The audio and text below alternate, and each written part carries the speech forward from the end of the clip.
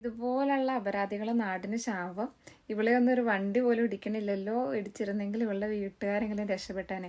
അല്ല, ഞാൻ ചോദിക്കട്ടെ, ഞാൻ ആ നാട്ടിലത്തെ അവസ്ഥ കൊണ്ടിട്ട് രക്ഷപ്പെട്ട് ഇവിടെ വന്ന് സ്വസ്ഥമായിട്ട് സമാധാനമായിട്ട് സന്തോഷമായിട്ട് ജീവിക്കുന്ന ഒരാളാണ് ഞാൻ. നിങ്ങളുടെ വീട്ടിൽ വന്ന് വല്ലതും ഉണ്ടാക്കിയിട്ടുണ്ടോ? ഇല്ലല്ലോ.